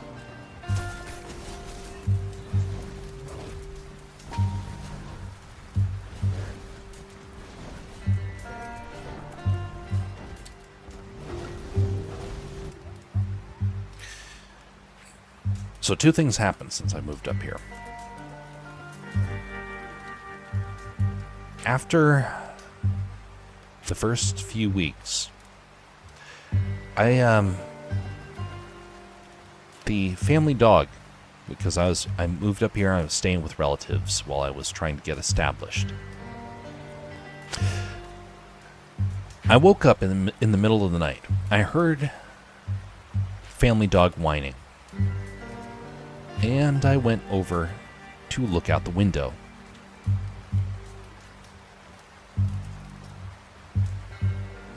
It was the middle of the night, about 2 in the morning, and the dog was just giving out gentle whines, looking out into the darkness.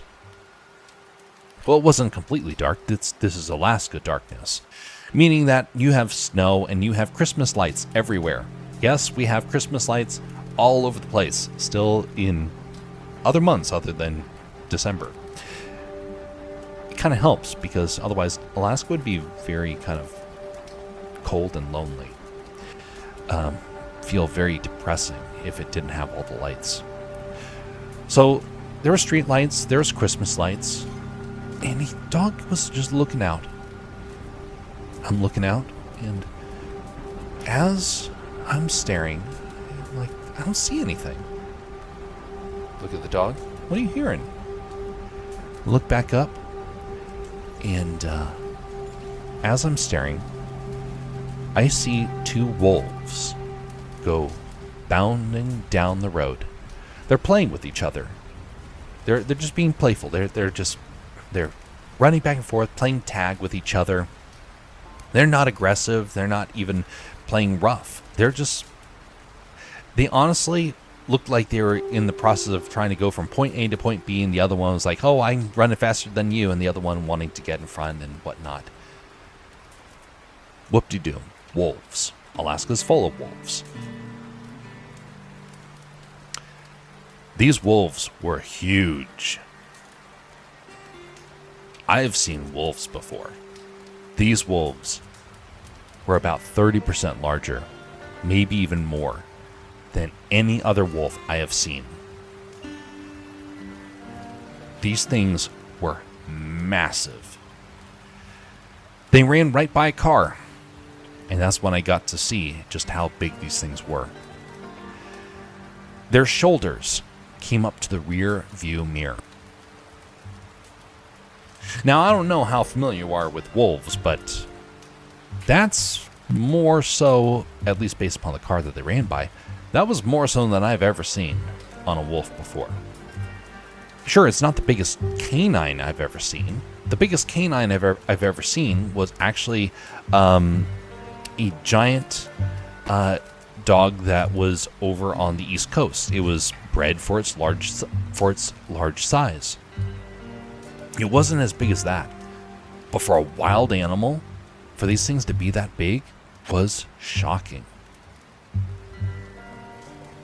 But that wasn't the only thing. See, as they went by, I realized they don't look like normal wolves. They look like coyotes. They were lanky, and but they looked like they were wolves. Like the amount of fur that they had,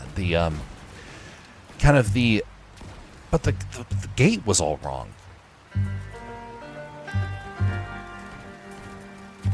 Well, now, it's been several years since that has happened, about 8 since that happened, and I've learned since then that there is a creature that actually has that sort of dimensions.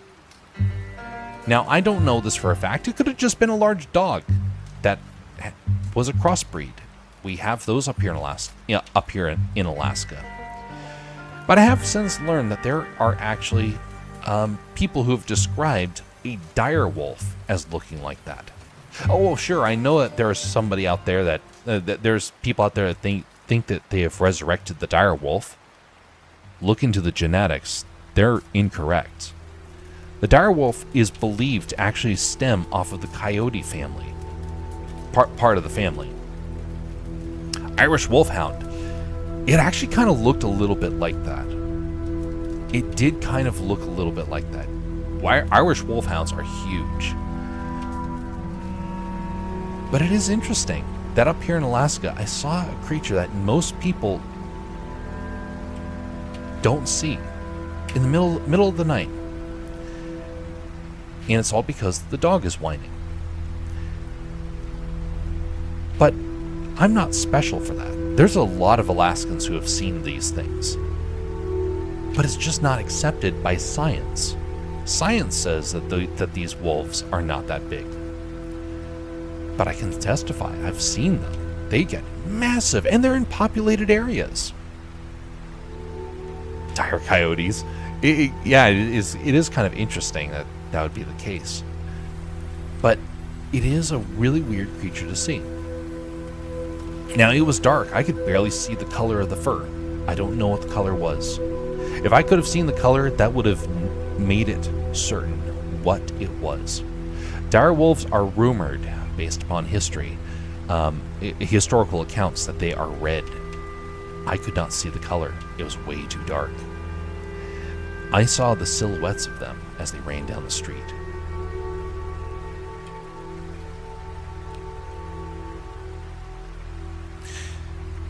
There was one last story that I'll mention. And that's the first time Jeff ever rode a wolf. Yes, I called the wolf and said, "Come over here, you dire wolves. The two of you are going to be my beasts in battle." And I rode them off into the wilderness as I plotted warfare. Oh, golly. The Irish Wolfhound, I mean, being the East Coast dog you saw. Oh, I see what you're talking about. That might have been the case. I didn't get a chance to be very close to the dog that I saw, but I do think it was actually an offshoot of an Irish Wolfhound.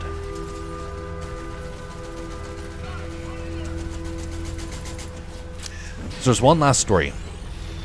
And this happened about 4 years ago. I was watching over another relative's pet. So I became kind of the dog sitter for a lot of the family. So if people were going to be traveling, I would be the one that was tasked with looking after the animals. Which kind of worked out pretty well. But during one night, I was actually at my computer working, and the dog that was dog man. Yeah, that's what I've become. I've become the dog man because I'm taking care of dogs all the time. During the middle of the night, it was about 1 a.m. I was busy working on my computer. I was about ready to wrap up for the evening because I usually do things pretty late. Like right now, it's 12:45 right now where I am. And the dog that I'm looking after looks out the window. We're on a second story, and technically it's a third story because there's a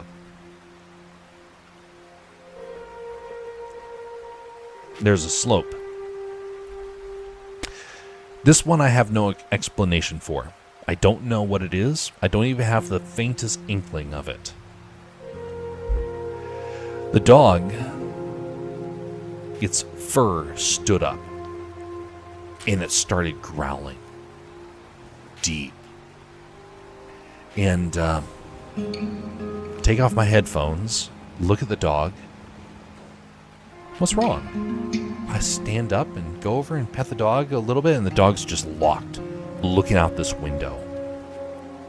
The window's a fair distance away. Whatever it is, it can see straight. There's a building next to us. I can't see very far. What was it looking at? At that moment, I hear something big.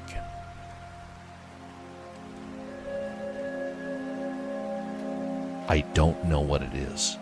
Whatever it was, I heard it shuffle. I have had enough experiences. I keep a giant flashlight near me for such occasions.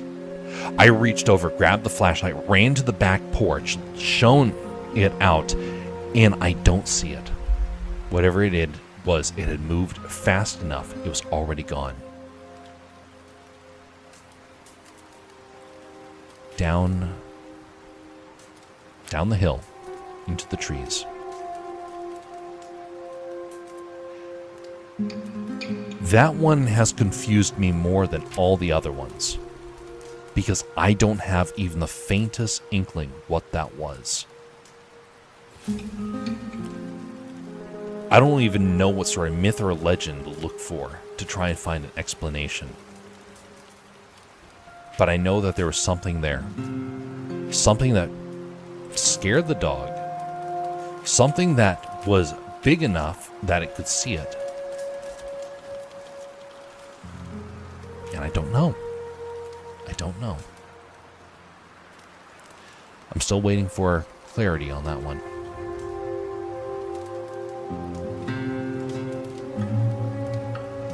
All that to say, I get very nervous when I hear about people that go on camping trips, because I don't think that they respect the wilderness enough. I am completely fine with the wilderness. I grew up in it. I'm not afraid of it. But I'm very wary of the creatures that are out there. And I know that Ever since mankind has gone into the woods, bad things have happened. And throughout human history, there's been a need to always be a watchman. For whatever reason, nowadays we think of the wilderness as a sort of activity, a sort of game. We're going out into the wilderness. Oh, yeah, we're going to be having fun camping out in the wilderness and, living off the land. And nobody's keeping watch in the middle of the night. That's when the bad things happen, when nobody is keeping watch. If you're not treating the wilderness as something that can kill you, you are risking a lot. Irashimasu.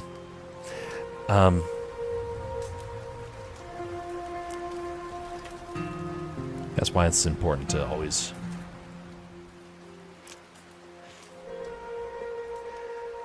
be careful.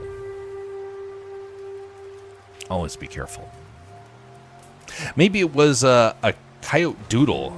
Sasquatch wants a pet, but is allergic to the dander.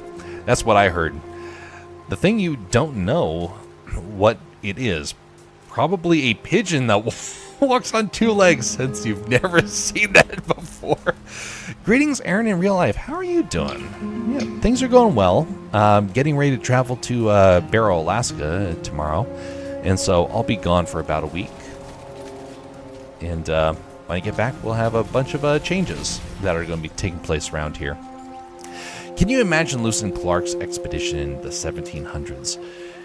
It was I heard it said that it's equivalent to going to the moon and back. It was a phenomenal journey. But also, here's the other thing to think about. There were people making that journey before Lewis and Clark. Remember Sacagawea? Do you remember who her husband was? A French fur trader. There were French fur traders going to and fro across the North American continent, along with British fur trappers, everywhere. And think about what their experiences must have been like. No ability to understand the language, no guide, no great expedition that was funded to give you the resources to press on. It's just you and your company. That would be something. Ooh, good luck with the trip. Have fun. I'm good, thanks. I started a new job, so it's been a crazy few months. Well, congratulations, sir. Hopefully the job has been fulfilling and a great experience for you. Do you mind mentioning what type of job it is? You don't have to mention what it is, but what type of job is it in?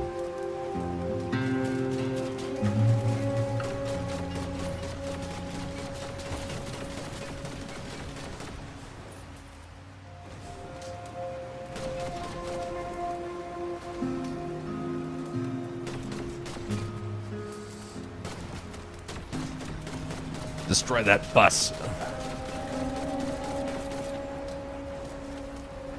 Reload this. Voila.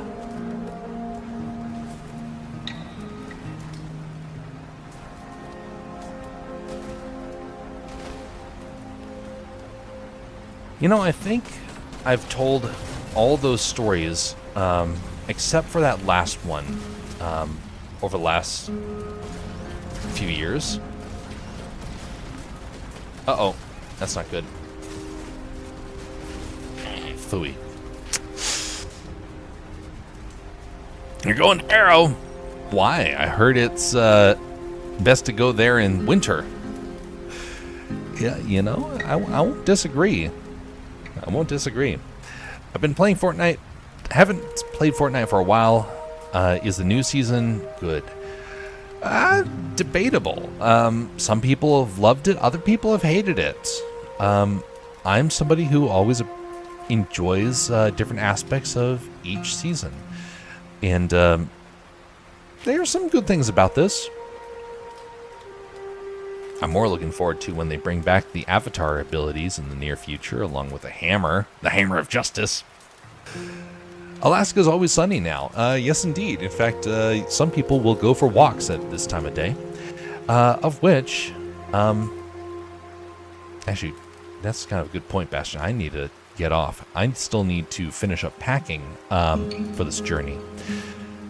But much appreciated, Bastion, for participating. We almost got something. The duck, everybody. But yeah, I would say it's had its highs and lows for this game, and I think I actually enjoyed the previous chapter a little bit better. This one has had good additions, but I also haven't had a chance to do it as often as I once did. As a result, I'm probably not getting a chance to really get up to speed the way that I did on the previous maps. We had 4 trappers out here. Jedediah Smith named one of our fancier areas Mud Springs. But when they built the town, they renamed it San Dimas. That does remind me, there is some... there's been some... If you're looking through history, there are some fascinating, absolutely fascinating areas of our history that are being forgotten right now. In the Wild West is one of those areas that really is starting to fade from a lot of people's memory. If you have stories about things that have happened in your area, be sure to make sure that, somebody's writing them down. I'm surprised at the number of people that have been losing stuff. I went to an area where I actually got to see old ghost towns that were still in the process of being documented. I've seen there are areas where there used to be good history and now things are starting to fall apart, and that's very sad. Let's see here. We're going to start wrapping up here, but stand by just a moment. Good, this is still here. What is up with that? That's weird. Oh, that's because that's where the edge of the screen is. That's why it's doing that. Anyway, we're going to be wrapping things up for the evening. I hope that you have found some of the stories interesting for the evening, and if you'd be so kind, would you mind liking or disliking the stream? If you're on one of the platforms that, you can do that. We'll be back in a week. Until then, folks, I hope that you will have a very pleasant evening and morning wherever you are. Much appreciated, folks, for coming by. I would love to stay and chat longer, but I need to finish up the packing and get ready for the mosquito-infested far north. I'll be sure to tell you guys about what the experience is when I get back. So, for those that are curious, we will get a chance to cover that. Love the conversation. Have a great night and trip, Jeff. Thank you, Wally. Much appreciated. And thanks for coming by. And thanks, Bear Jason, Bastion, and Aaron in real life. I love seeing photos and videos of old abandoned buildings and cities. See you next week, and we will chat then. Indeed. All right, folks. We are not going to be doing any raids on any of the platforms. That has proven to be a bit frustrating at times to try and manage. So we are just going to wrap things. Actually, wait a minute. I think we might be able to do something on the Twitch side. The Rumble side, I can't find any streams to raid to. Okay, you know what? It's not really doing it for the Twitch side either. So we're just going to wrap it up right there. Sorry. Have a pleasant evening, morning, everybody. Regardless of what happens in life, be civil to one another. And we will see you next time, whenever that is. Until next time, folks, have a very pleasant evening.